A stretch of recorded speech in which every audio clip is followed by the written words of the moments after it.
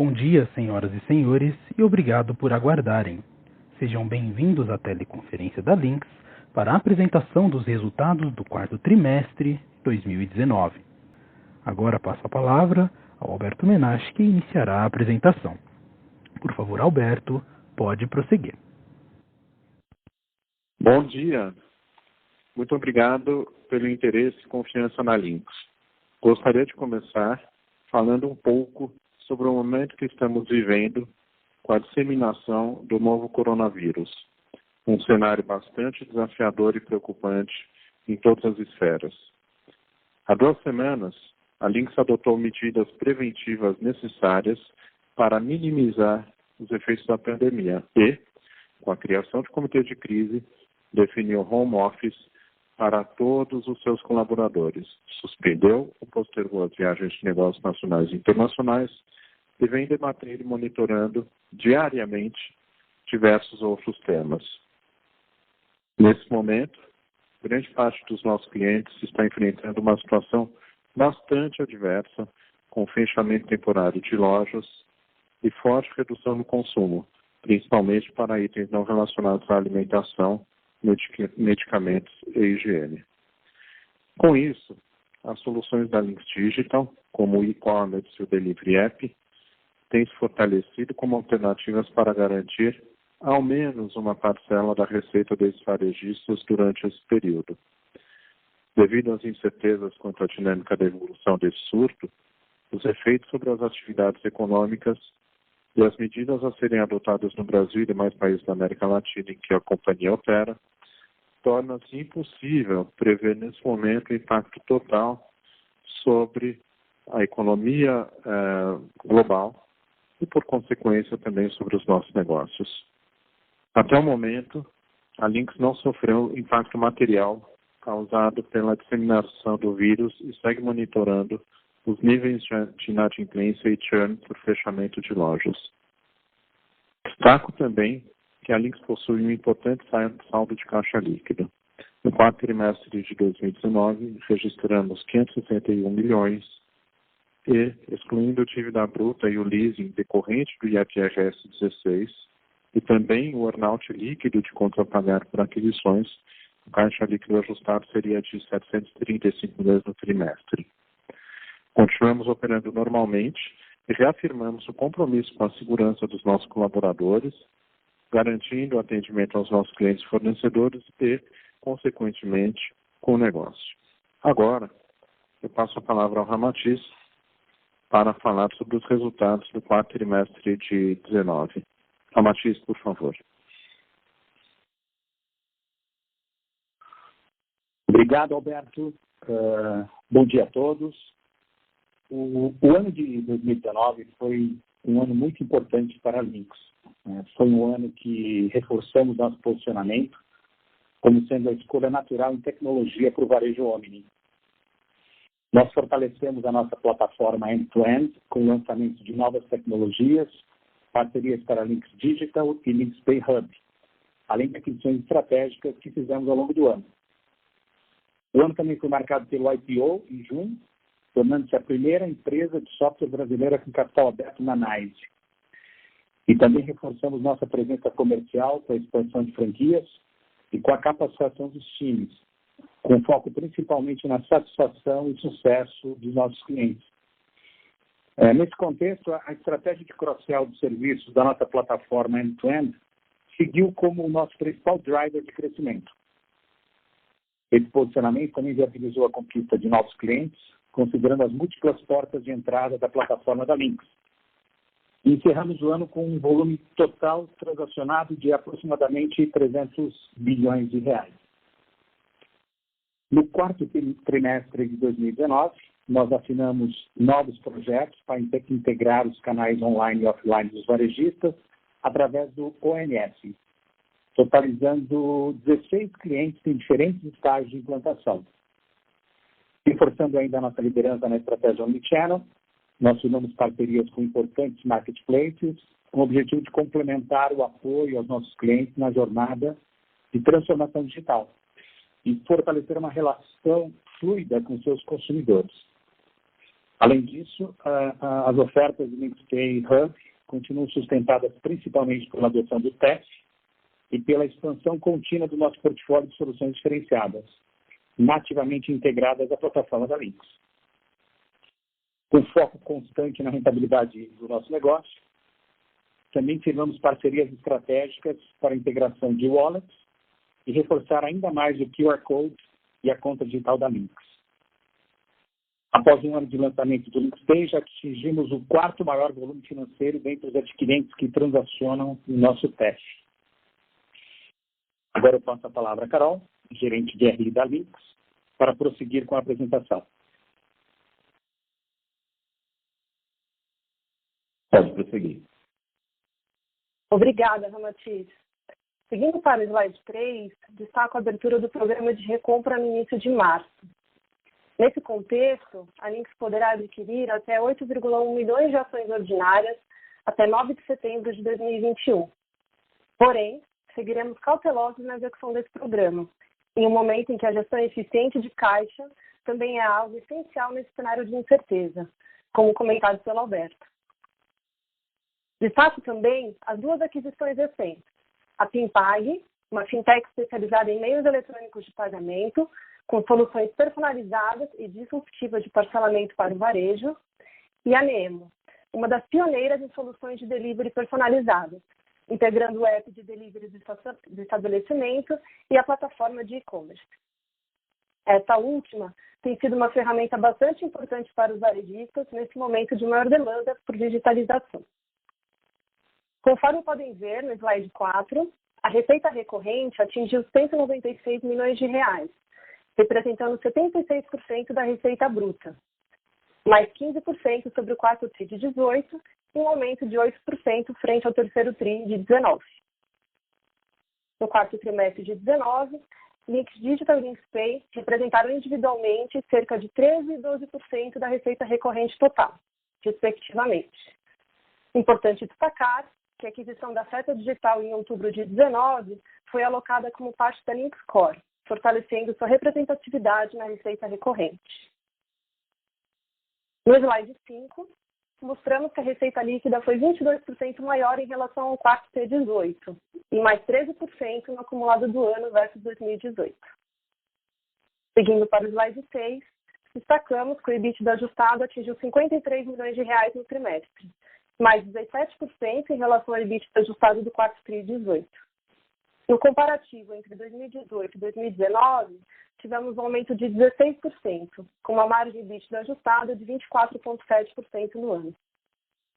Obrigada pela atenção e vamos passar agora para o Q&A.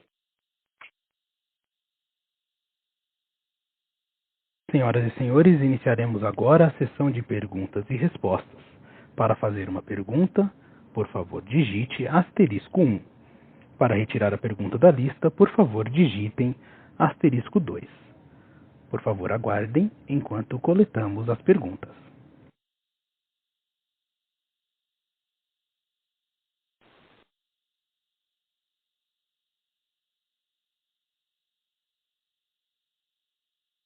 Nossa primeira pergunta vem de Tito Ferraz, Itaú BBA. Olá, bom dia. Bom dia, Alberto. Bom dia, Ramatiz. Bom dia, Carol. Obrigado por responder nossas perguntas aqui.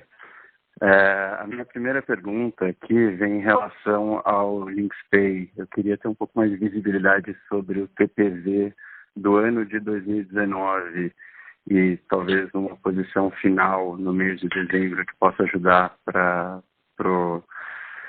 olhar para o ano de 2020, né? Que patamar que atingiu o produto ao final do ano. E a segunda pergunta que eu tenho em relação à implementação do OMS. Qual a expectativa que vocês têm em relação agora com o Covid-19, do impacto nas entregas e implementação ao longo de 2020? Obrigado. Bom dia, Tito. É o Alberto. Espero que você esteja bem. Tito, em primeiro lugar, com relação ao OMS, a gente não deve ter nenhuma mudança na evolução dos projetos, justamente pelo contrário, porque os times, tanto nós quanto do nosso cliente, eles acabam ficando mais disponíveis, né? Agora, o que a gente deve ter possivelmente algum impacto é em novos fechamentos, né? O varejo ainda está entendendo quais são seus próximos passos dessa crise, né? Dessa evolução toda, dessa calamidade. Então, novos fechamentos possivelmente podem ser postergados, tá? Então, isso em relação à OMS. Com relação a TPV de LinksPay, a gente tem a seguinte situação, né?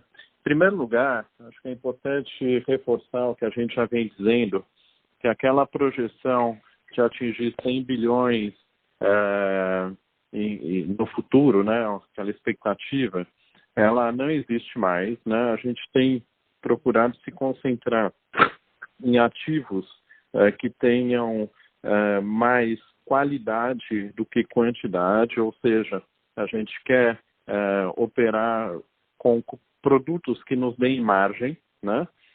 E a aquisição da Pimpag, ela está alinhada com isso. De tal modo que a gente não pretende, pelo menos por enquanto, olhar para o número total de TPV. Para vocês terem uma ideia, a Pimpag, para fazer a receita que ela faz, ela tem um pouco mais de 1 bi de TPV, né? Anual.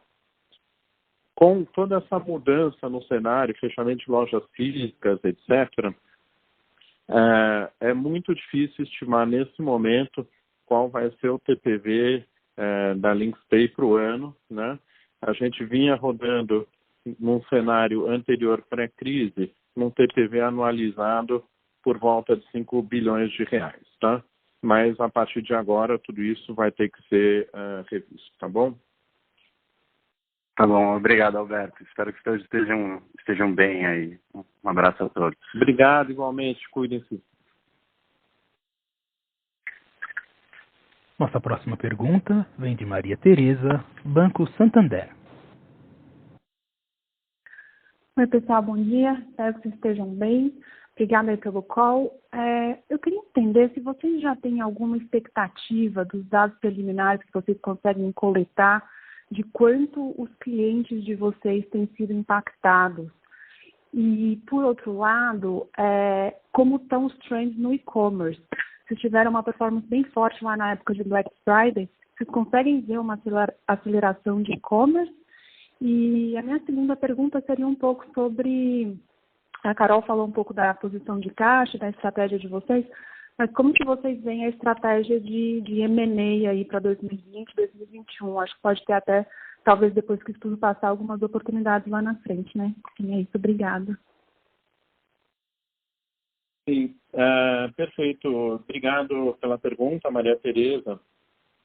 Então, em primeiro lugar, impacto para os nossos clientes, ele tem sido muito parecido com tudo que tem sido divulgado, com impacto em geral no mercado, tá? A gente não tem nenhuma diferença significativa em relação a todos os números que a gente tem visto, né?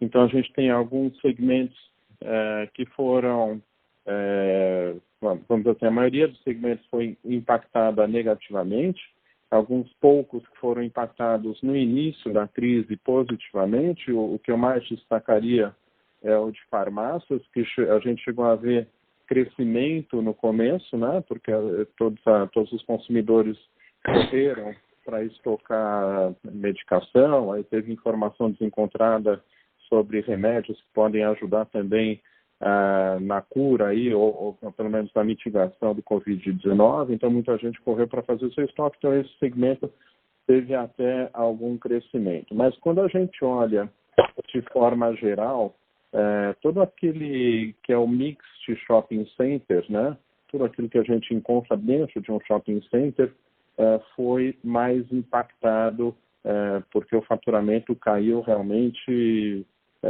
não, se não a zero, muito próximo disso, né? Porque os shoppings estão fechados, né?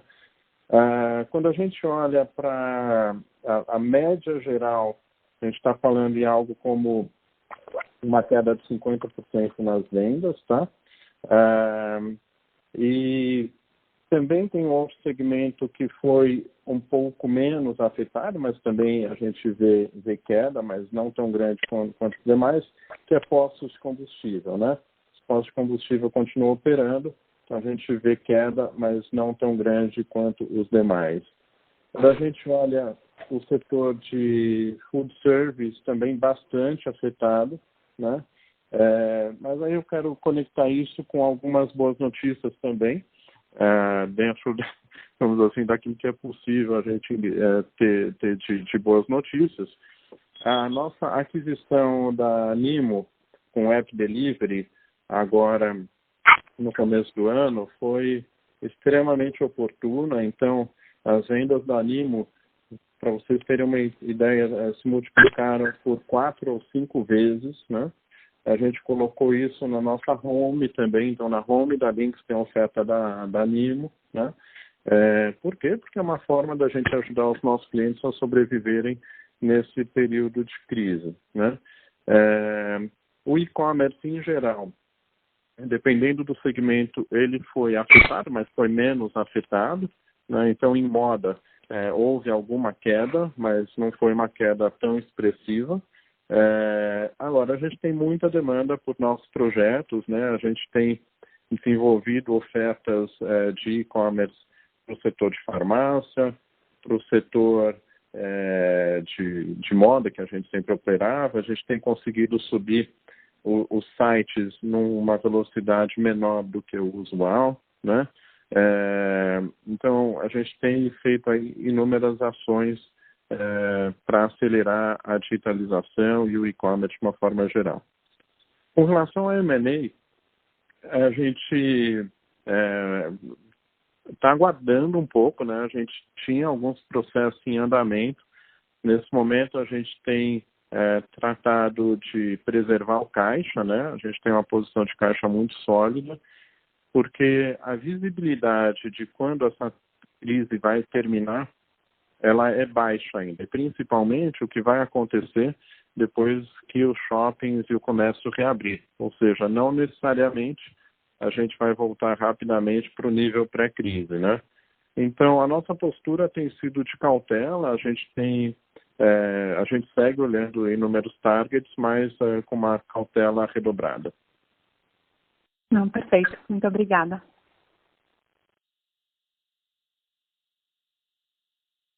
Nossa próxima pergunta vem de Marcelo Santos, JP Morgan. Bom dia a todos, obrigado por pegar minhas perguntas. A primeira pergunta seria explorar um pouco mais esse período agora de isolamento social que está tendo no Covid.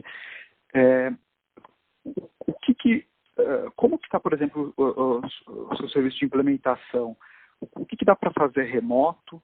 O quanto das pessoas, de fato, quanto o serviço consegue ser prestado e o quanto que fica impossibilitado pela distância.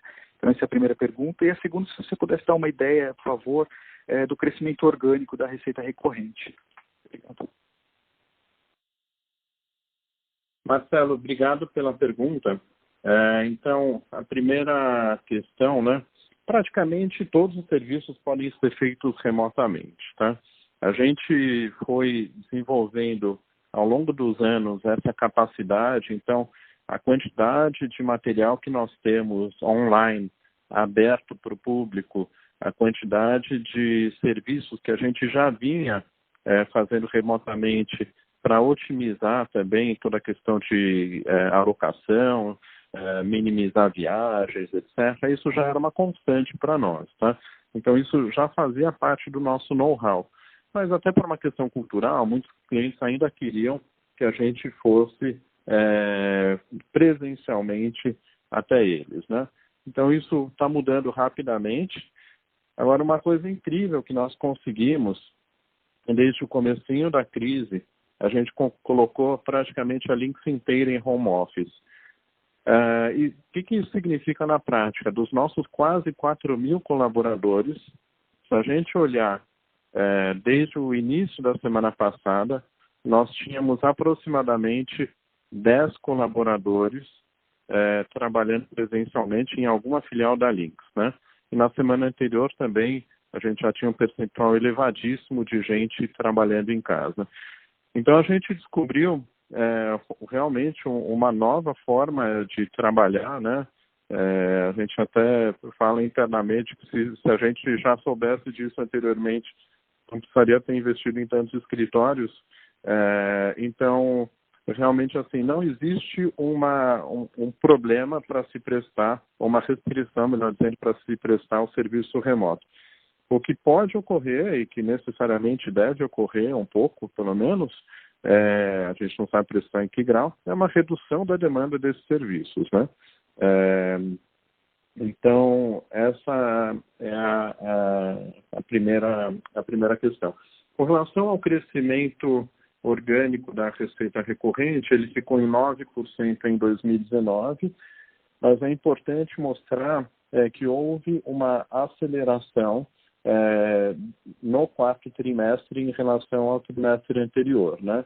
Quer dizer, apesar da gente não ter visto a abertura líquida de lojas no ano de 2019, a gente conseguiu acelerar, principalmente pelas iniciativas digitais, esse crescimento orgânico. Ele também foi ajudado, é importante reforçar, pela aquisição da Millennium, né? A Millennium continua sendo muito demandada, né? O que é a Millennium, só para recordar? É um ERP para operadores de e-commerce, né? Sejam eles empresas que também têm presença no físico ou pure players de e-commerce, né?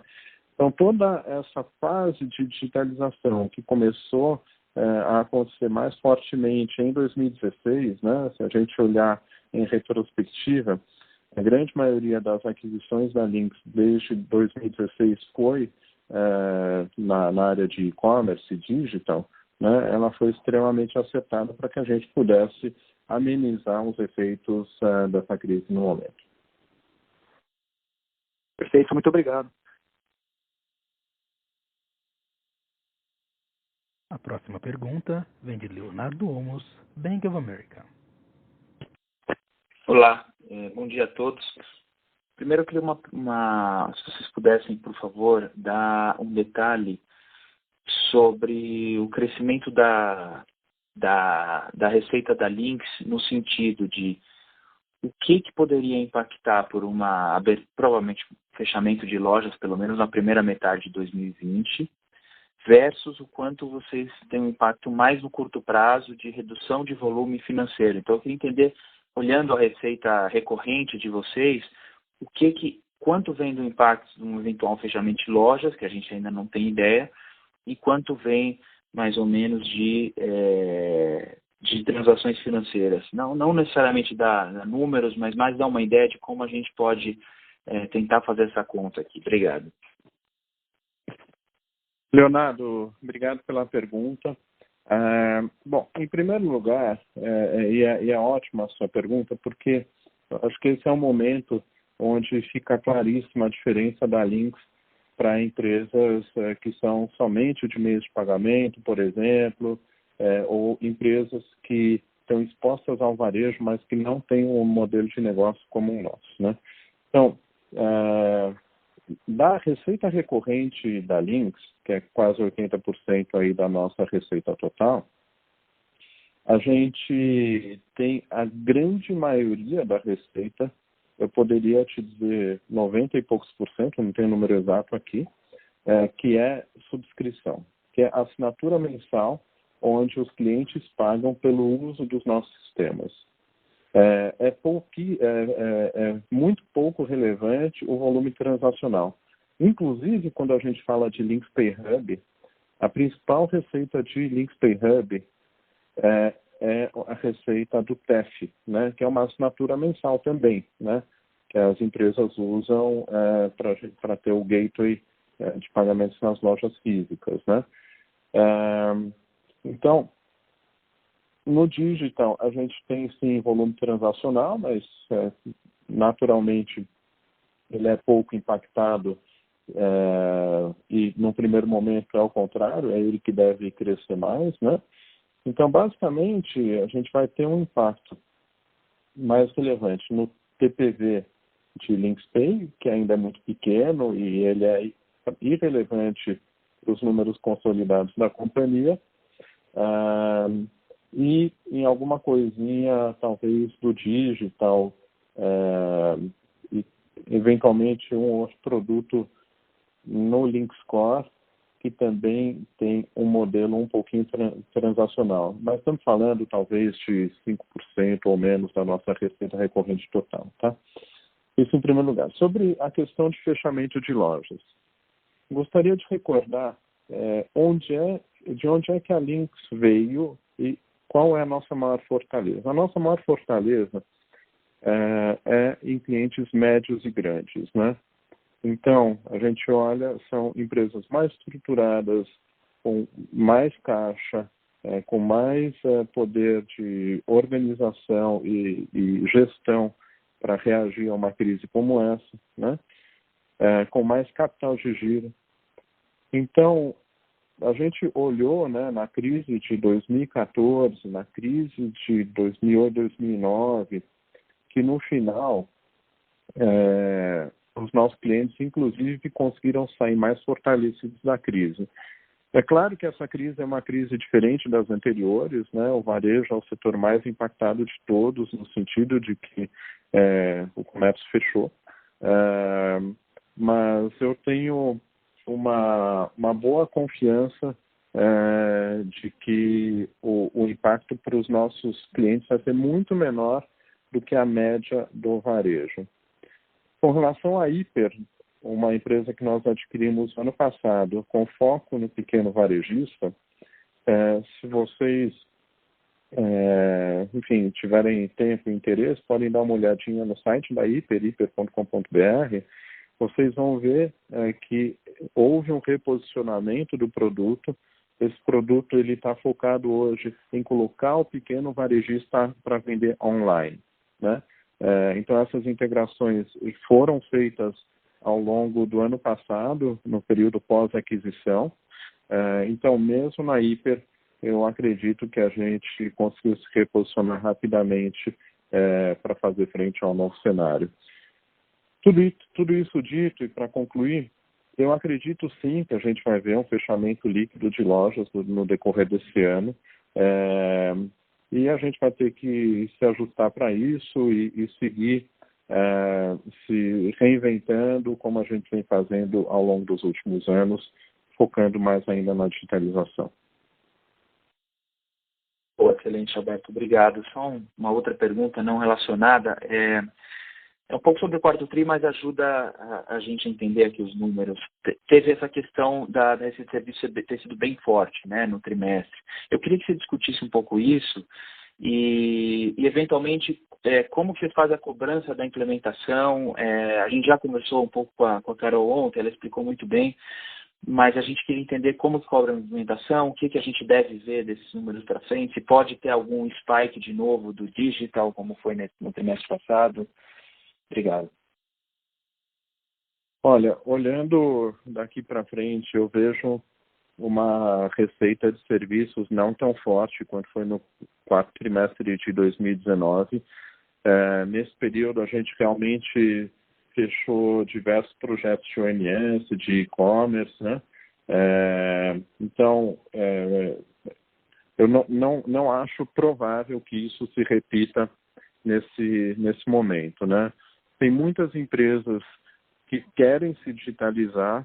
A gente sabe que tinha uma fila enorme de IPOs e provavelmente o principal setor a ser beneficiado era o setor de varejo, distribuição, enfim, coisas relativas ao consumo, né? Com essa onda de IPOs que sairia. E muitas dessas empresas, até dentro daquilo que era a estratégia delas de digitalização, pretendiam usar uma parte desses recursos para investir na omnicanalidade, né? Então, agora, como a gente não sabe quando vai reabrir o mercado de capitais, né, para novas IPOs, essas empresas também acabam retraindo os seus planos, ou no mínimo fazendo planos com escopo menor, tá? Perfeito. Muito obrigado. Bom dia a todos.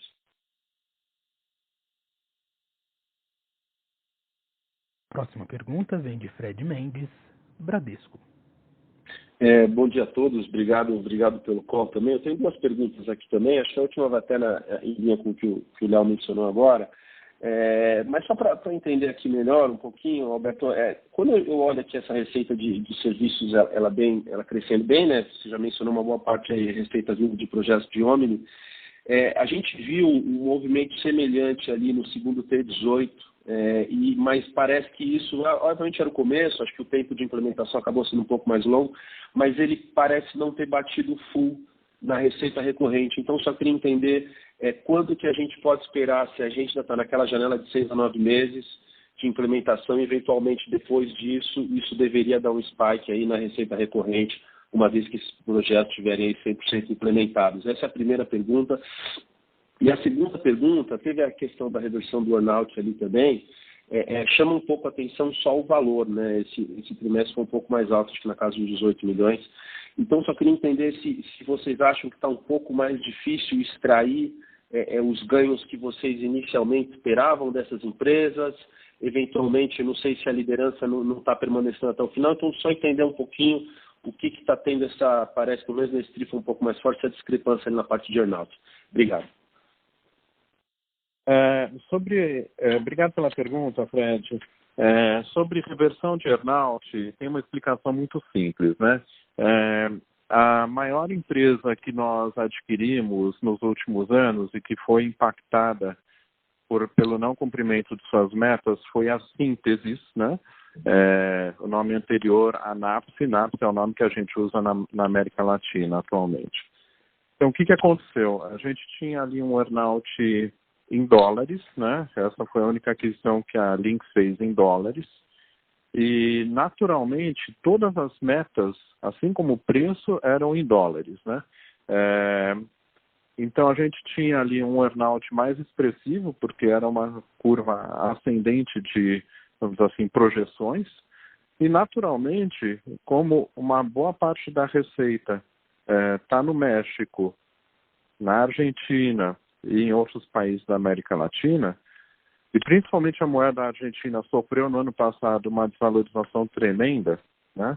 Por mais que a gente tenha uma parte dos contratos, vamos dizer assim, em dólares, não são todos, né? Então isso acabou afetando negativamente a receita e as metas não foram atingidas. Não houve nenhuma saída de gestão, pelo contrário, Carlos Anino, fundador da Síntesis, segue conosco até hoje.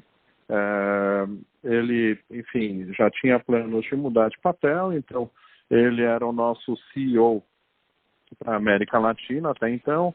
A partir de agora, ele continua como um conselheiro consultivo para a América Latina e não há nenhuma mudança de gestão, muito pelo contrário, tá?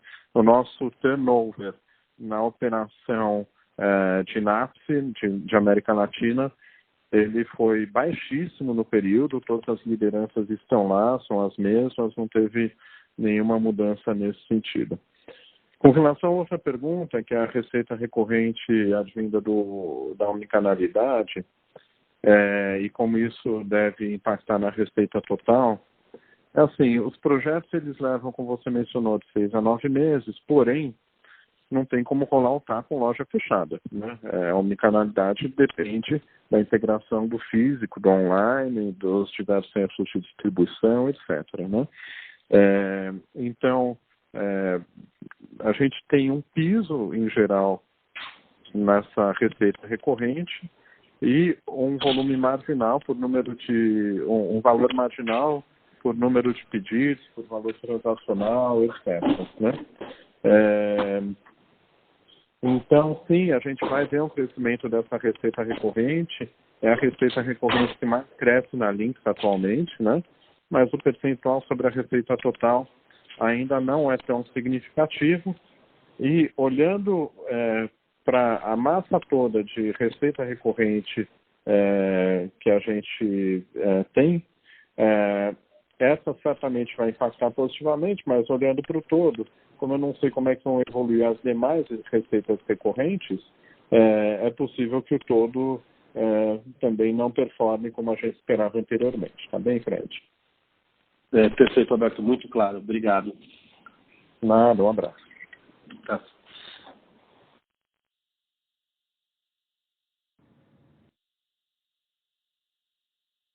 Lembrando que para fazer perguntas, basta digitar *1.